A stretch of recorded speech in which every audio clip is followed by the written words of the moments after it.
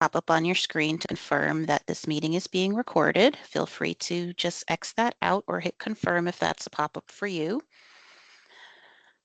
All right.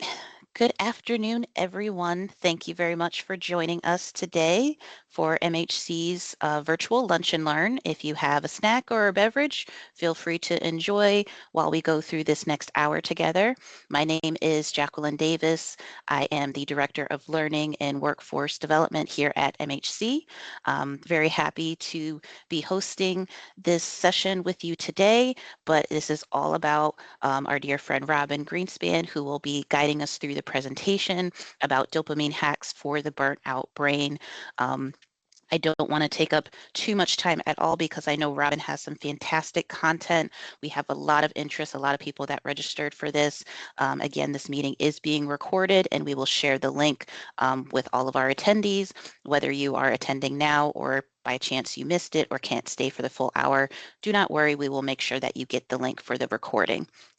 I am very happy to offer these as part of MHC's goal of making sure that we are providing community education across the state and actually across the globe. I know some people are tuning in from outside of Connecticut, so welcome.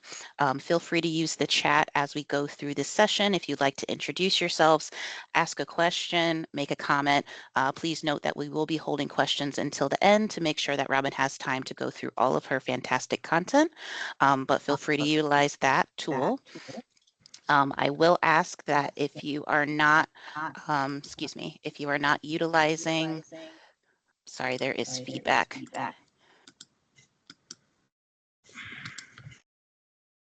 All right. If you are not actively speaking, please leave yourself on mute. As I just made sure I muted somebody, there was some strange feedback there. Apologize for that. But as I was saying, I'm very happy that MHC can provide these opportunities so that we can provide that community education and awareness for folks. And I'm very much excited to be a part and listening to this presentation.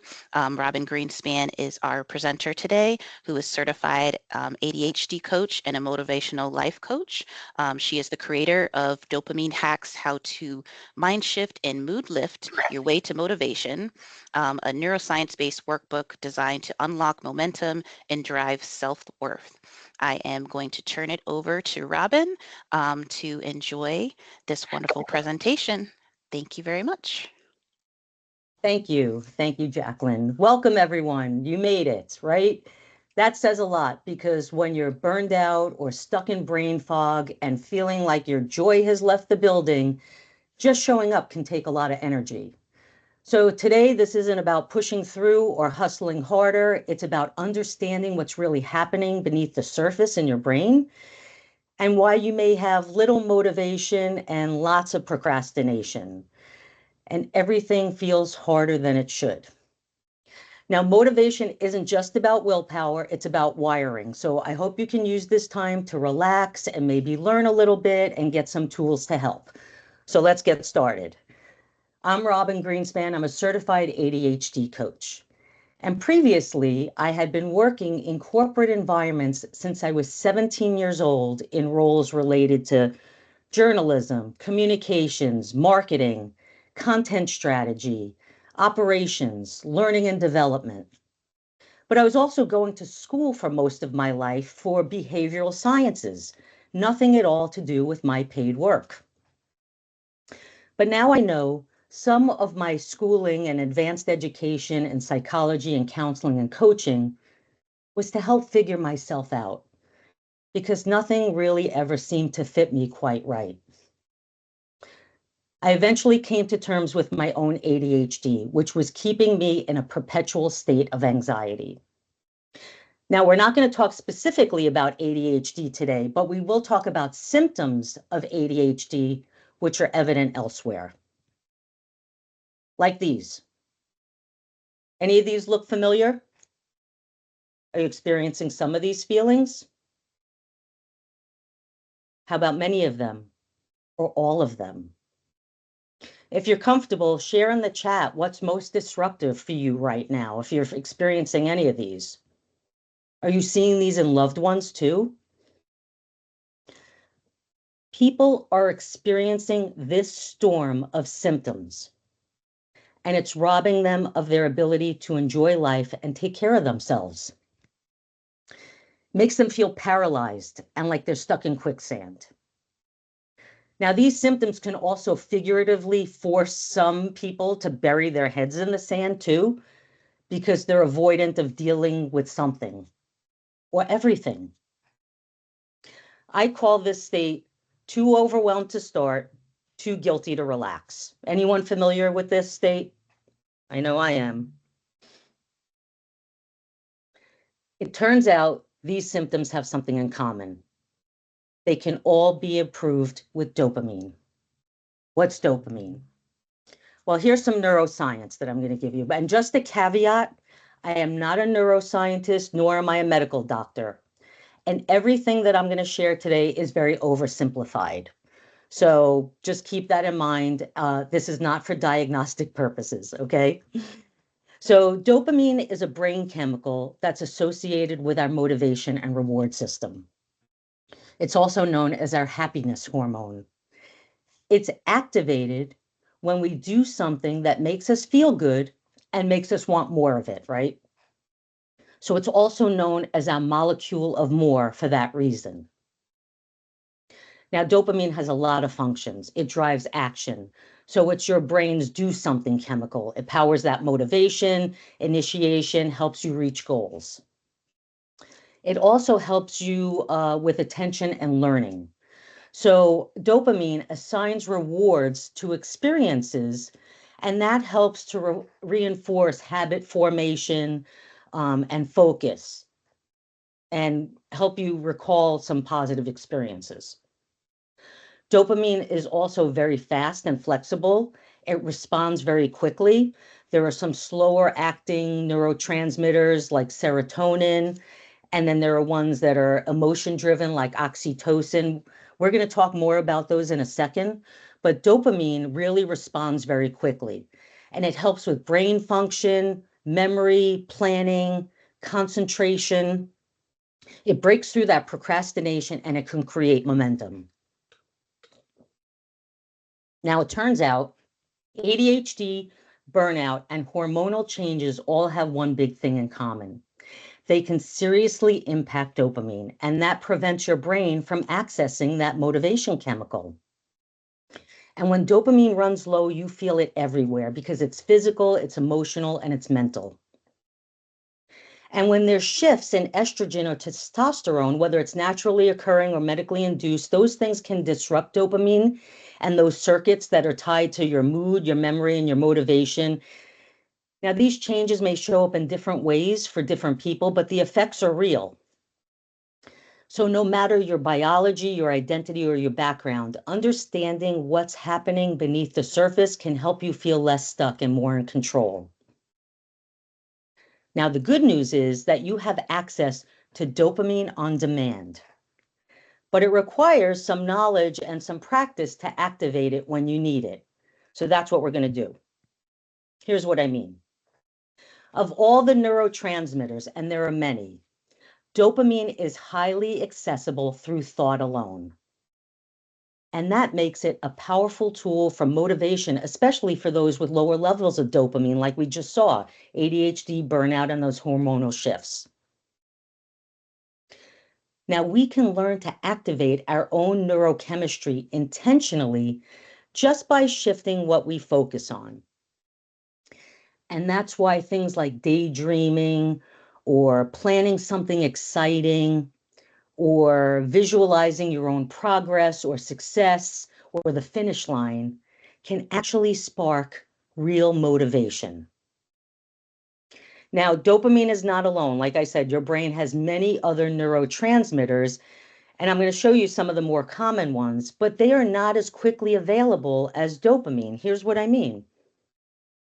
Now, these are ones that you may have heard of before. Those are used in pretty common language. So serotonin, that's if you are familiar with antidepressants, SSRIs. Serotonin is one of those S's in SSRI. So that is about stabilizing mood, promotes calm, confidence, and satisfaction. But serotonin requires self-reflection, really deep self-reflection. And that may not be as easily accessible to you when you're in burnout. It may be hard for you to recall things that really make you feel good and help you feel calm and confident. Oxytocin, you may have heard of that one too. That's the love hormone. And that gets activated when you recall a warm hug, a moment of trust, feeling safe or bonded or meaningful connection. Now, also, when you're in burnout, you may not be feeling safe. So oxytocin may not as be easily accessible. Also, just an interesting side note, when oxytocin is accessible, that's a great pairing with dopamine. So when you think about like a date night or, going out with people or doing things with people that you love and care about, that will elevate your oxytocin, but also your dopamine because you're looking forward to the time with them. Now, norepinephrine, I've had to practice saying that one a lot, so I got it right. But norepinephrine, that one really kicks in when your brain senses or it imagines a high stakes situation like a deadline or risk or confrontation. Now, again, they don't act in isolation. There may be some dopamine and adrenaline that go along for the ride with that. And those depend on, internal thoughts and the external conditions. But again, this is really grossly oversimplified because brain function is highly complex. But these are the neurotransmitters that are really most part of our common everyday activities and language. All right, so back to dopamine. What's putting such a drain on all of our happiness hormones? Well, today we're going to focus on burnout. Although feel free to use anything you learned today with anyone who might need some boost in their motivation or for yourself. So we're going to learn more today about burnout and the symptoms. We'll explore how dopamine can be used to break through burnout and create your personal momentum. I'll show you some ways to activate your own dopamine, and you'll be able to learn and practice a dopamine enhancing activity. So I hope you're all set for that. We're going to need a pen and paper later, so have that ready nearby. But first, let's all level set quickly so we're all thinking about burnout the same way and why it's so important today. So the World Health Organization declared burnout an occupational phenomenon because it had reached epidemic proportions. Any idea what year the World Health Organization issued this statement? And you can put the dates in the chat. I can't see it, but Jackie, maybe you can call some out. Any idea what year burnout became an epidemic proportion? Any guesses? Jackie, nobody's guessing anything? 2011. Oh, 2011. All right, so they're going way back. That's a good guess. 2020. 2020. Yeah, I mean, I personally would have thought it was in the last few years, but this was actually 2019, before the pandemic. This is when we were already experiencing burnout and it had reached epidemic proportions. So if that's where we were before the pandemic, here's where we are after. Workers are still struggling with burnout as if they're still stuck in that relentless grind of the pandemic. Those lingering effects of intense work habits and the high expectations from companies, coupled with fewer resources, right? There's a lot of layoffs, fewer personnel doing things, fewer boundaries. We're working in offices, we're working at home, we're working on our phones, we're working in coffee shops. All these things have pushed stress beyond its breaking point, turning temporary pressures into chronic burnout. Temporary pressures into chronic burnout. Here's how that happens. Now imagine stress is your gas tank is on empty. It's nighttime and you're afraid you're alone. But you see a gas station in the distance. Now you may have a panic attack until you get to that gas station, but once you get there and you start fueling up your tank, what's going to happen? that stress is going to immediately dissipate. So stress is something that can be really intense, but it's temporary. Burnout is when your gas tank is on fumes, you're on an abandoned road in the desert, no cell or internet service, feeling hopeless. And that puts you in an endless cycle of stress and anxiety. Burnout is an emotional, physical, and mental exhaustion caused by prolonged stress.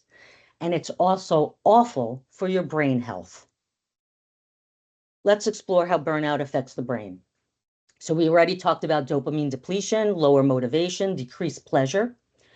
When your prefrontal cortex is impaired, that reduces your executive function. It makes it harder to focus and plan and regulate your emotions. Your amygdala, that's your emotion center, that controls whether you feel anxiety, how fatigued you are, the level of emotional reactivity you may have. When your hippocampus shrinks, that impairs your memory and your learning and your emotional resilience. When cortisol is dysregulated, that's where the brain fog comes from, poor sleep, and increased risk for anxiety and depression. Also brings a lot of inflammation to the body. And when your neuroplasticity declines, that makes it harder to recover and adapt to challenges and feel motivated to make positive changes. Here's another way of looking at it. If you research vacuum cleaners online, every website is going to show you vacuum cleaners. Your brain has a similar algorithm. If you think about despair, your brain will continue serving it up. And that puts your brain in a never-ending loop of despair.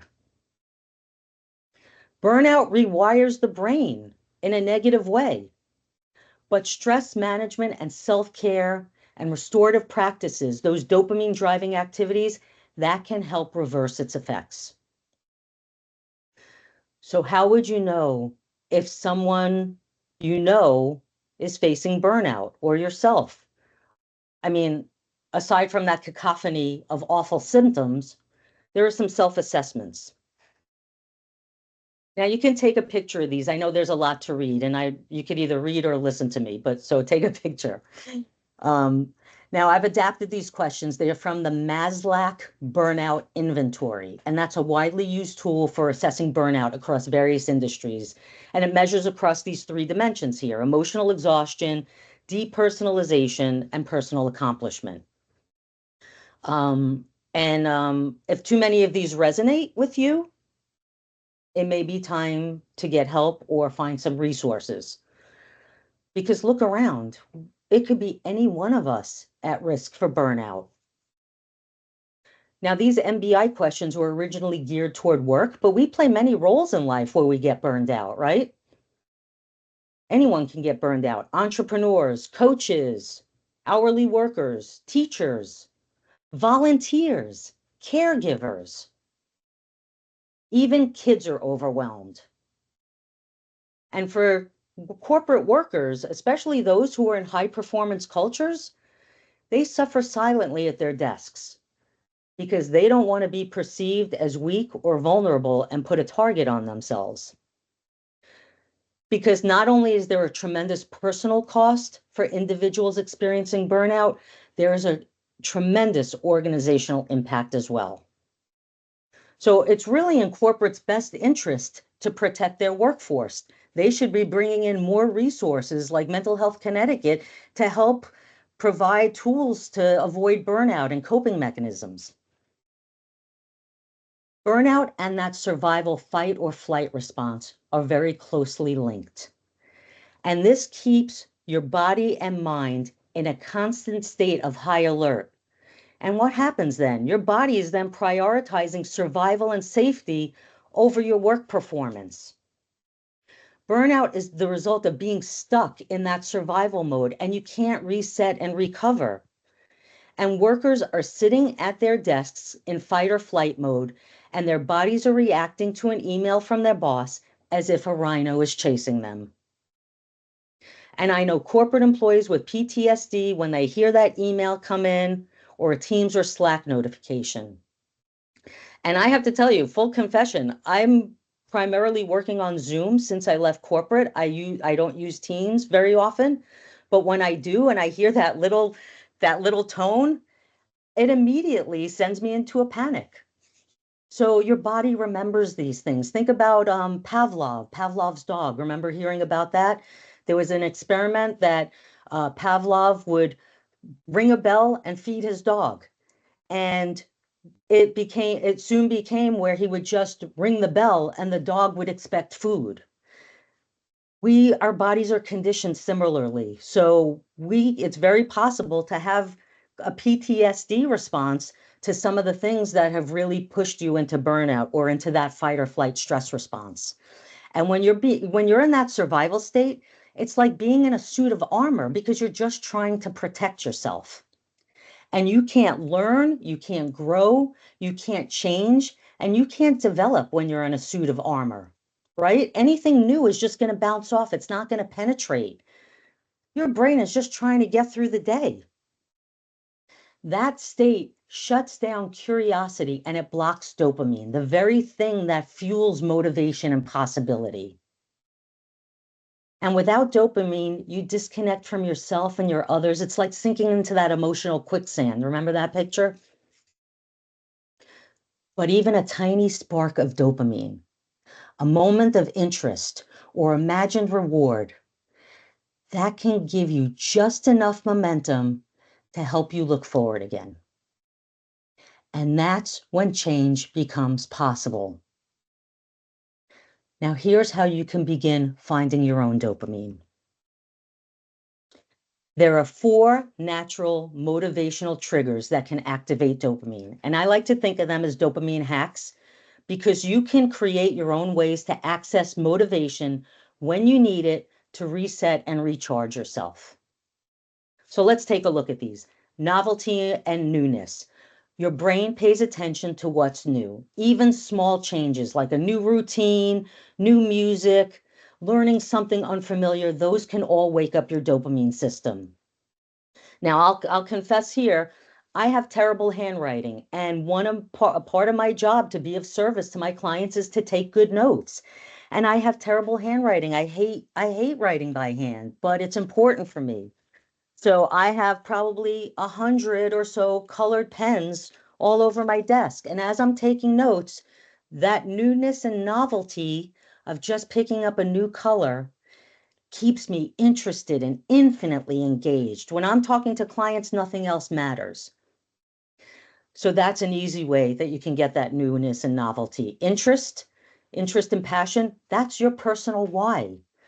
When something is meaningful or exciting or fun, your brain gets naturally engaged, right?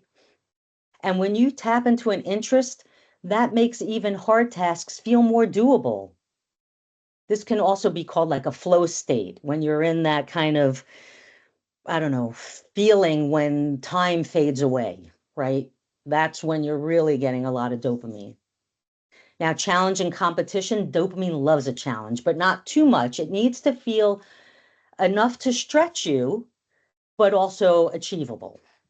Because when you accomplish something hard, your brain rewards you with that feel good boost, right? You ever do something and then you stand back and you're like, ah, that felt good, right? Whether it's mowing the lawn or painting a picture or finally pressing send on that email that you agonized over. Urgency and deadlines. Many people with ADHD or low dopamine don't move until the clock is ticking. And that's not laziness, it's a brain seeking a dopamine spike. I haven't had one client not have a story about the term papers that get done the night before, the suitcases that get packed on the morning of the trip, right? Sound familiar? I need 5 minutes and now you're still, getting dressed. So there's ways to really use that strategically to your advantage. Now, planning something fun, that can also activate dopamine. Putting something on your calendar, just A coffee date, a hike, a show. Those things can help shift someone who's in burnout. So I'm going to ask you, you can put it in the chat. What's something small that you could look forward to maybe this week or soon? It doesn't have to be something big like a vacation, anything. Just something so that you can feel a little bit of excitement when you think about doing that. Jackie, anyone put anything in the chat that they want to share? Something to look Yeah, forward to? Okay, we have going to a movie, seeing family, going to a concert with my boyfriend on Sunday. Sounds like okay, Evelyn already made plans. Awesome. Walk on awesome. some scenic trails, dinner Friday night, picking up youngest grandson, 6 years old, at the airport this Friday. Awesome. Oh, There's a cool. lot coming in. Jillian's going on vacation tomorrow, finding time to Nice. float in the pool, I seeing love live that. music on Thursday, planning an Wow. anniversary weekend away. Congratulations. Happy anniversary, Susan. And Donna says, when my daughter actually calls after saying for days she's going to, that's so relatable. Okay, They're that's so keep cool. coming in. They're keep coming in. Those are great. Those are all great dopamine activators. I would also invite you to maybe write it down somewhere or put it on a calendar where you can see it. So if you start feeling a little dip in your mood, you can just look at that and say, "Oh, I'm going on vacation tomorrow," or "I'm going to go float in the pool," and that will elevate your dopamine. Those are all great because we each have a unique dopamine fingerprint, a combination of triggers that helps us individually feel alert, feel motivated, feel engaged. And the key is to notice what works for you and to do it on purpose and use it intentionally. So here are some examples of where you can find some other natural dopamine activators. Okay, and I heard some of these come up in your ideas there. Now, I talked earlier about dopamine being a activated neurotransmitter. So maybe these look initially contradictory, but dopamine isn't just activated by what you do, it's what you think will happen when you do it. It's that anticipation or engagement or the meaning that we attach to them. So that's where it's thought driven. So the exercise and activity, Jackie, was somebody trying to say something or is that just background noise? That might have been background noise. Okay. Um, so yeah, so these are all have thought driven, there's a thought driven part of this too. So for exercise and activity, you're anticipating that energy boost, or maybe you're visualizing the progress, right? Or you're finding the novelty and challenge and pushing yourself harder. Physical movement also spikes dopamine, so that's a great one. Hobbies, that's your interest and passion, right? So when you're thinking about mastering a skill or completing a project, that boosts that motivation, gives you that I'm proud kind of reward. Music, well, think about it. The dopamine spikes just before that high point in the song, like a catchy chorus or the beat drop, right? So the anticipation of the emotional connection that you're going to feel, that's what lights up the dopamine. Nature brings novelty, wonder, stimulation. Maybe you're expecting to find peace or beauty or birds or something in nature. That dopamine, that's your dopamine trigger. Gratitude is when you can reflect on something meaningful, especially if it involves a personal win or someone that you care about or reminds you of your progress. Self-care, again, that doesn't have to be a spa day. That could just be looking forward to something that makes you feel good because it's going to activate dopamine through the expected benefit. Going for a walk, getting a coffee, sitting outside and reading a book. Natural sunlight, that especially that bright morning sunlight, that's great for people with low dopamine. That can help lift your mood and help you feel alert. I love starting the day with natural sunshine, and that's hard when you live in a state that doesn't have that. um, So anything else that kind of gives you that quick dopamine boost? I know that you had a great list of things that you were looking forward to, but is there any little tiny thing that you can do that gives you like that, I call it a smiling from the inside feeling? Any of those?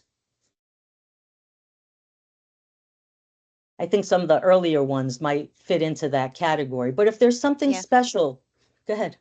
we have a couple in the chat coming in, listening to birds, tasting food or drink, sunshine, tending to my plants in the backyard. I agree with that one wholeheartedly. Rob says, I've been smiling more. I've noticed a change. Awesome. Oh, And lots awesome. keep coming in Oh, from that's great. waterfalls to gardening to swimming. Lots of great ideas. I think my work is done here. I mean, what else? Everybody's getting what the dopamine that they need. But I also want to caution though that not all dopamine sources are healthy. Okay. Your brain is always looking for that next hit. So you may hear sometimes trending dopamine detoxing. And that's referring to the negative ways that we can find dopamine too. Those are usually things like risky behavior. That's where it kind of pairs with the adrenaline, impulsive spending, self-medicating, scrolling. If you feel a little bit of a charge when you add to cart, or you start to see people liking and commenting on posts of yours, and that gives you a little good feeling, you're getting dopamine from there. And that's absolutely fine. It's just when it's not in moderation, when it becomes a problem, right? So I have clients, and I've done this myself, that sometimes you just kind of fall into that, too overwhelmed to start, too guilty to relax feeling. And you go on your phone and you're just scrolling, and hours could go by, right? We all do it. Now, I have never heard anybody say that that has helped them to feel better, though. So pay attention to where you're getting dopamine from and what's leaving you drained and depleted versus what's helping you find momentum and joy. Okay. Because, like I said, your brain is always looking for that next dopamine hit, and it may come from places that are not healthy for you. So, also, I just, as a side note, nicotine is a place where people get dopamine, and that's why it is very hard for people to quit smoking. So just wanted to add that. So, oh, okay. Are we ready to do a little exercise and find your own dopamine? You need paper and pen, and I hope everyone has that available. Real simple. Ready? Just take a couple of minutes. Write your name with your non-dominant hand. It could be in script or cursive. It could be block letters, whatever. And you may have done a similar exercise at some point, but I might have some new information for you about it. Just give everyone a couple of minutes, Jackie.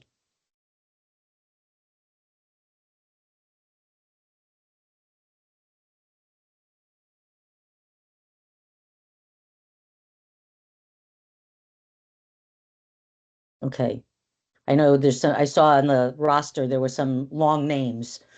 So I'm giving everyone enough time, whether your name is Anne or Danielle, you have enough time to write your name. Okay, so let's see what this has done for us. Writing your name with your non-dominant hand engages your brain in a unique way, right? It activates those less frequently used neural pathways that promote the neuroplasticity and increase brain resilience. So it uses a part of your brain that allows you to bounce back from challenges. This activity also required greater focus and coordination and maybe creativity than just casually signing your name. And I think most of us can do that like with our eyes closed or in your sleep. And probably if you have kids or teenagers, you probably have signed your name in your sleep, like on a permission form or something. Now, this activity, it forces you to slow down, be more mindful, more present. It reduces your stress, it improves your mood, and also bridges the logic and creativity parts of your brain by engaging both hemispheres at the same time. Now let's see how this how this impacts those motivational triggers, okay? Well, you did something new by writing your name with your non-dominant hand. Okay, unless your dominant hand was in a cast for a significant number of, significant length of time, you probably haven't had to write your name with your non-dominant hand very often. So that was maybe something new for you. Now you have an interest in writing it because it's your name. That is your signature, it is your autograph, and it is what you use to represent you in everything. So that you have a personal interest in that.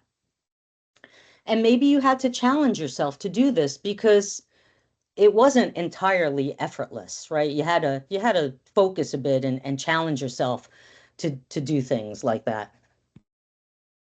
And if I said, now do it in 10 seconds, you'd have the urgency too, right? So can you see this type of activity helping reset the energy when you're feeling a bit stuck? When you're agonizing over sending that email or you feel like you're being chased by a rhino, just take a step back. And maybe next time you don't need to write your name, but draw something with your non-dominant hand. Or maybe write the name of a loved one, right? Your spouse, your child, your grandchild, your dog. Doing something like that can generate just enough dopamine to help get you unstuck and build that momentum. I'll show you some more examples of that. These are this is dopamine induced self care and how it can lead to renewed momentum and confidence and self trust. So, a client who had hit rock bottom at his toxic job years ago, he found his dopamine through something he enjoyed as a kid, woodworking. So he began spending some time making things, and he found his nervous system relaxing. Time away from all the responsibilities, all the stressors, and doing something that made him feel good, activating all those dopamine triggers. That helped his nervous system relax. And eventually he felt confident and interviewed elsewhere and finally left that toxic job. Another client who was burned out at a digital agency, she began volunteering at a yoga studio outside of work, just in exchange for a free yoga class. She eventually made yoga a practice that felt so good to her, it made her reprioritize her life. And she's now working for herself very successfully in the same field, but now has her own business. And she has a flexible schedule, and that allows her to get her dopamine every day from yoga, Pilates, walking. Those things are now non-negotiables for her. She used to be paralyzed at her desk when she was working at full time in burnout. And now she has a flexible schedule that lets her prioritize other things in her life.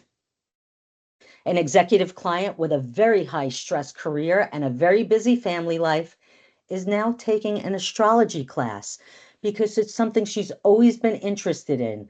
And it is completely disconnected from the white collar, high stress job that she has.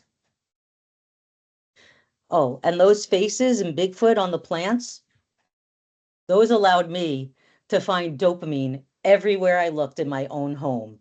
And that finally lifted my dopamine high enough to leave corporate life and now have my own business left for entrepreneurship. Now, none of these were a straight line from hobby to transformation, but those dopamine hits are where the line started. So find the dopamine wherever you can. You shared some great ways of where you're getting for it and where to look for it. And I think in the chat, there's probably tons of ideas that now you're getting from each other for things that you could start for yourself. Now, I want to share one personal story. Now, this may not look very appetizing to you. It's a bowl of blue oatmeal. And this reminds me of my childhood because when I was a kid, my mother would wake me up in the morning and ask me what color oatmeal I wanted. Now, I don't really know what motivated her to do this. I will share with you, though, that I lost my dad when I was 3. And this is a very early memory for me about the blue oatmeal. So maybe, and my mom was young and it was just the two of us. So maybe asking me about what color my oatmeal was a way for her to lift her dopamine and my dopamine and to have a great start to the day. So every day I would imagine what every color of the rainbow and what I wanted to have for breakfast. And to be honest, I don't know if it was because I didn't like oatmeal and maybe this was a way to get me to eat it. Um, but I got to really start the day with thinking creatively and being excited about something because I bet I was the only kid in school or nursery school. I was so young who ate blue oatmeal in the morning for breakfast. So a couple of drops of food coloring started the day in a great way for both me and my mom. So give yourself permission to think creatively or back to what got you excited as a kid. And if you're feeling stuck, try the non-dominant handwriting activity to reset that moment, or try one of these. These are from a workbook of about 75 or 80 questions and activities that blend neuroscience and positive psychology into dopamine activators. And these simple prompts can trigger, as I said, just enough of that dopamine to give you the momentum to do the next thing.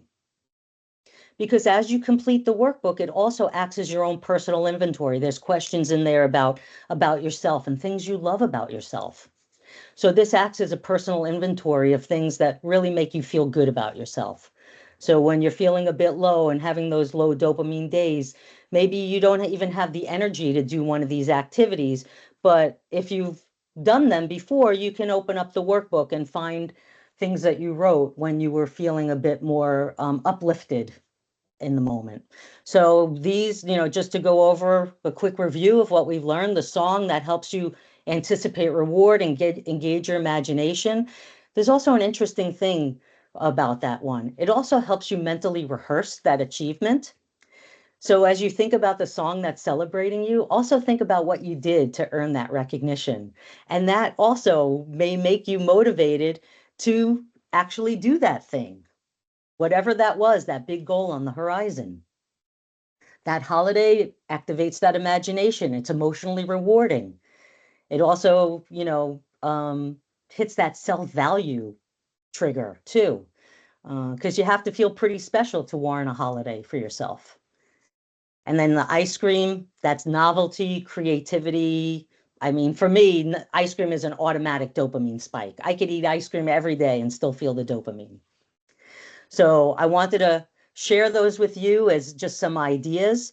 Um, but also just kind of end with this being your time as well and just conclude that burnout doesn't mean that you're broken and procrastination doesn't mean you're lazy. Also, losing your spark doesn't mean that it's gone for good.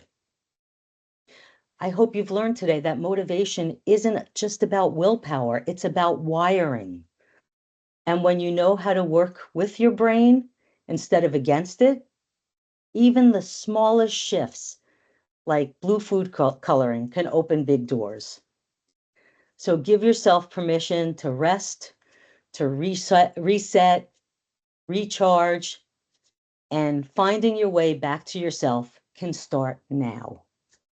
So thank you everyone for the time that you've given me today and your listening energy. And I hope some of what you've heard today was helpful and can power you through whatever you want to do next. I have you can find my contact information there, but also that QR code, if you want to use that, that is a 30-minute free discussion. So please feel free to sign up for on the calendar and book time with me because I would love to meet you and to learn more about how you're activating dopamine. So with that, I will end and Jackie, back to you for questions, feedback, whatever. Awesome. Thank you so much, Robyn. You have a lot of thank yous going on in the chat right now.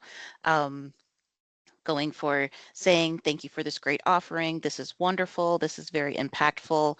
So lots of gratitude coming your way, and it continues to populate in the chat. Um, I also want to add to that and thank you very much for your time and your expertise. Just listening has brought up my dopamine because it creates that hope factor of, oh, wow, I have all these tools in my toolbox now. And I'm jotting down, okay, novelty, interest, passion, challenge. And I'm going to start thinking about, and it's challenging for me. I'm just like, okay, here's my first challenge. Let's start thinking about how I can meet all of those goals. So really, really appreciate it.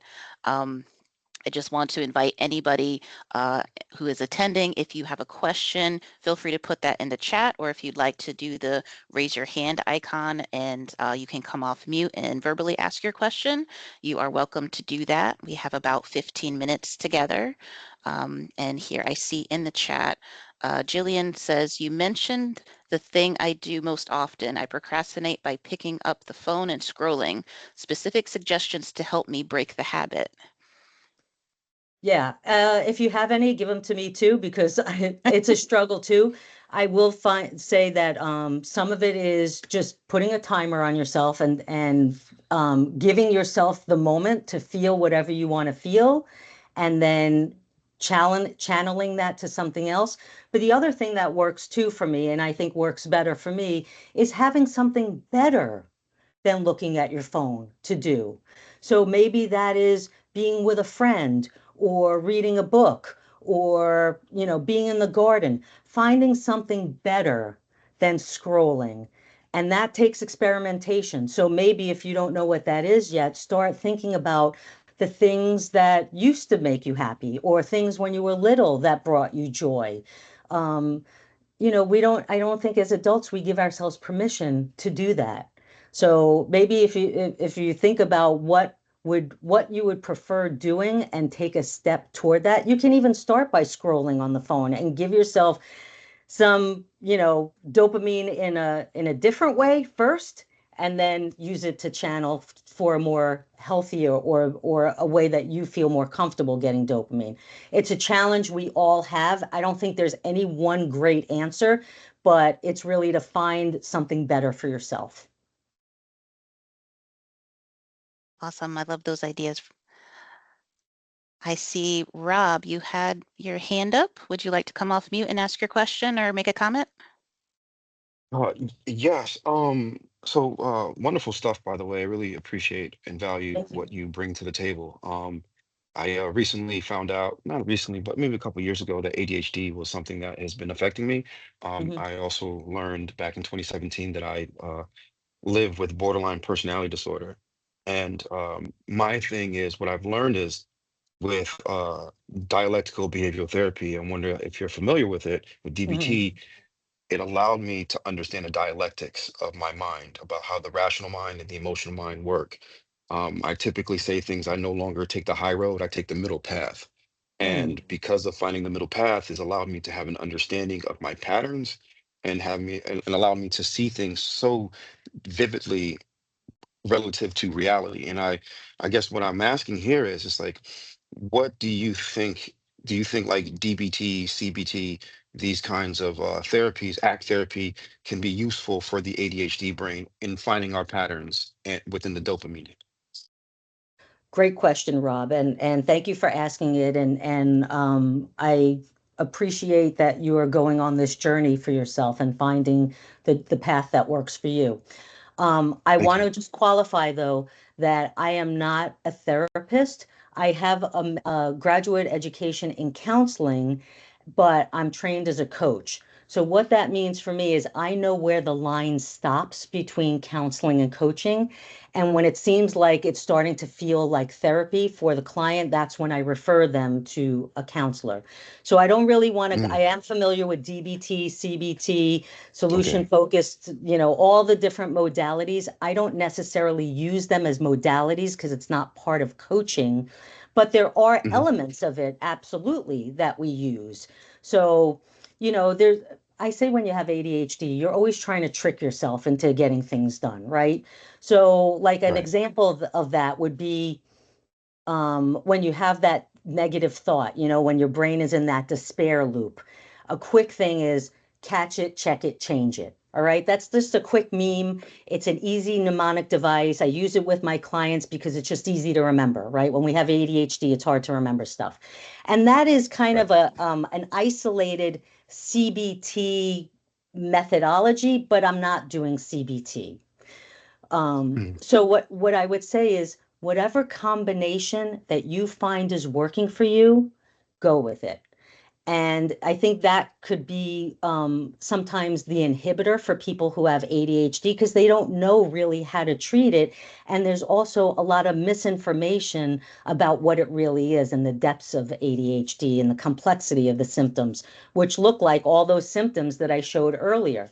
Sometimes people think ADHD is just being distracted, but it really is a lot of other things. So, what I would say is whatever's working for you, keep doing that, take what you can and leave the rest.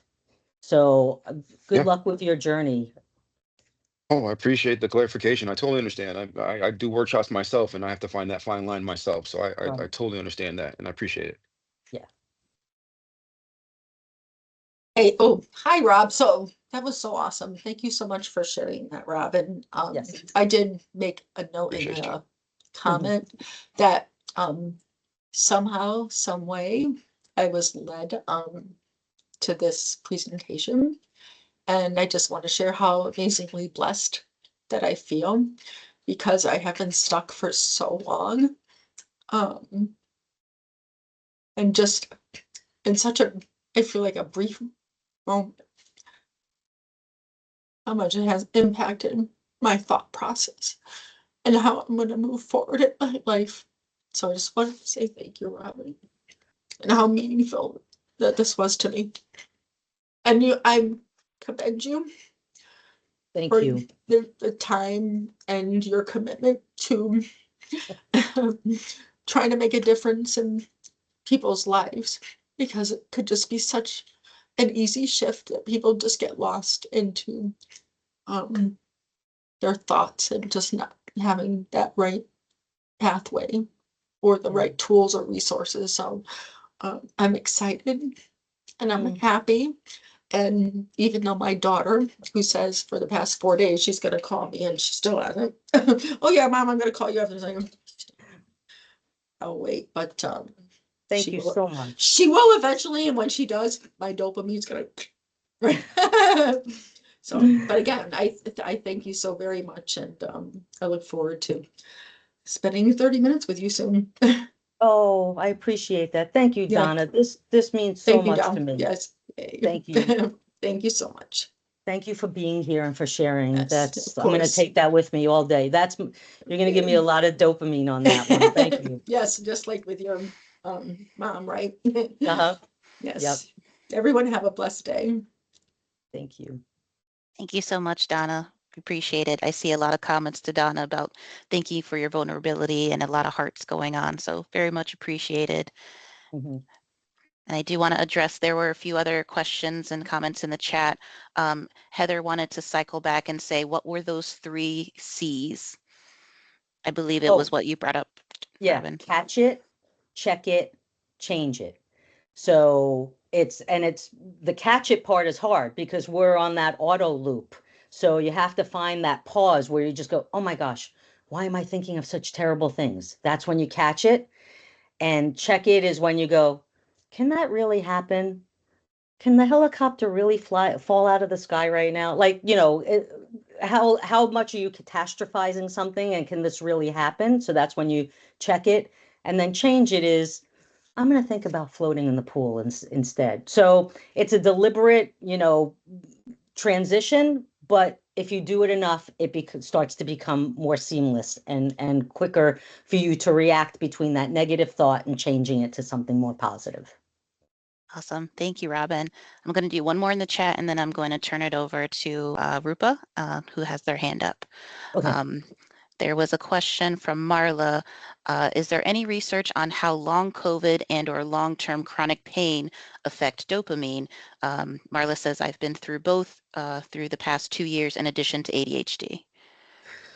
Yeah, so there are clients that are coming to me now with who say that they have long COVID and are experiencing these symptoms. Um, so there might be some impact there. I know that long COVID has been disruptive for some people. I don't know enough about it. And frankly, I don't think anybody really knows enough about it yet. This is still very new research. Um, so I don't know if there is a relationship. I just know some of those symptoms that we're seeing that people are getting with long COVID match this. There might be a relationship. I don't know. But if you have long COVID and you do some of these activities and they help you feel better, it may not be a direct relationship, correlation and causation and a direct neuroscientific relationship. But if something's making you feel better, then just go with that. Not what I've had to learn through my own ADHD is not everything I do is a pathology that has to be examined and fixed. And not everything requires me to have to change something. Some things for me are self-acceptance. So, with ADHD, I'm not gonna fix everything. I still have challenges and I still have trouble. I just have to be good to myself when that happens. So, some of this is experimentation for all of us with dopamine, but with the long COVID, I don't know that we know enough to really, I don't know enough to see a relationship. But again, if you find something that makes you feel good, then just ride with that. Yeah.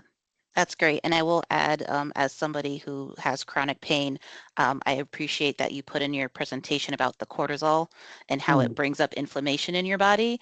I mhm, know when it's getting out of control because I can feel the inflammation rising. So being able to take care of yourself in that way to get that balance back mhm. can have some relief for that chronic pain.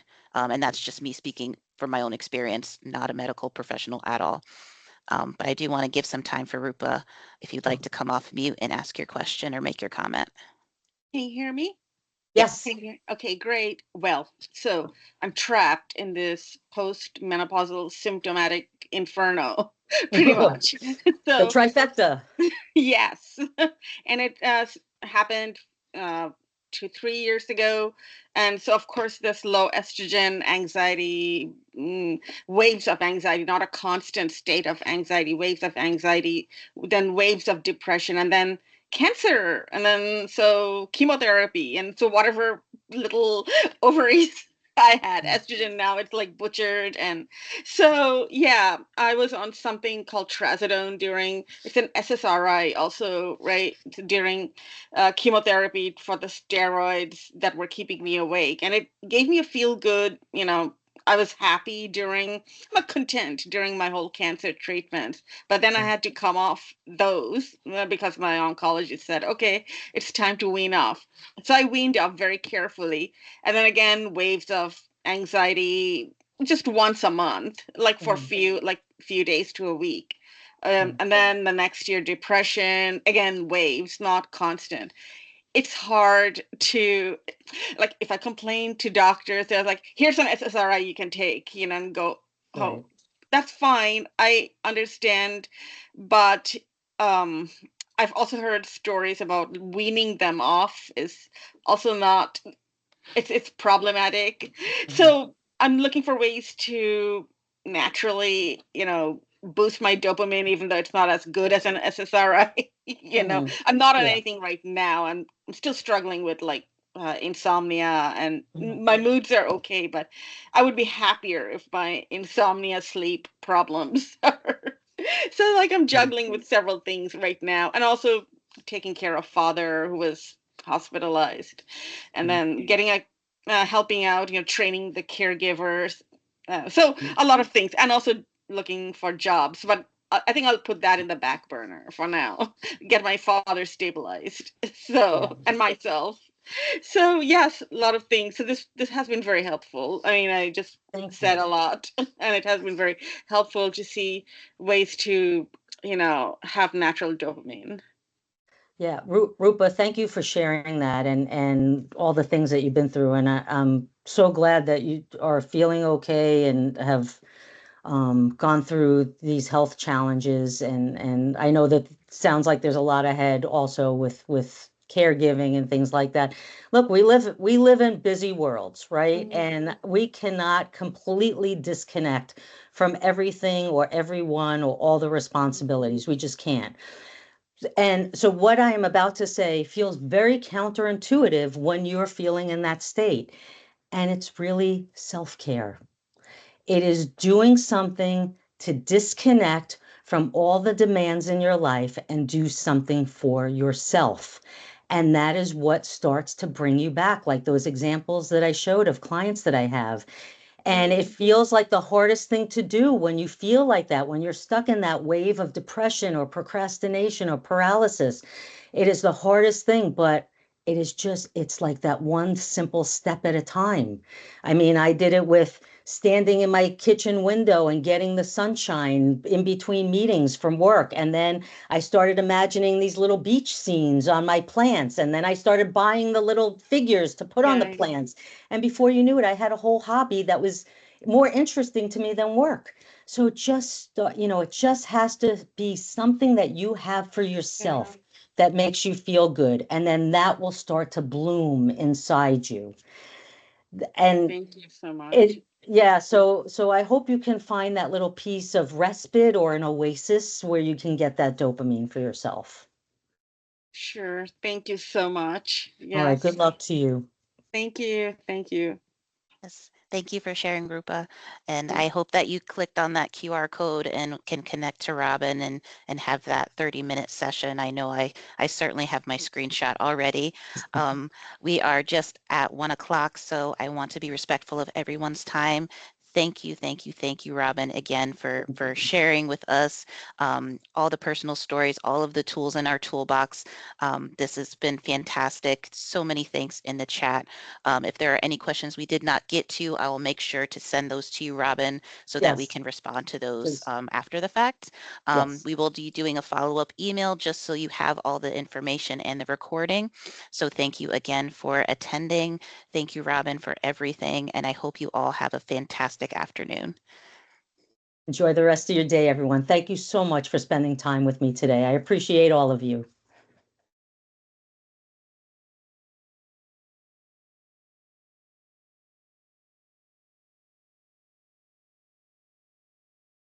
All right. How was that? That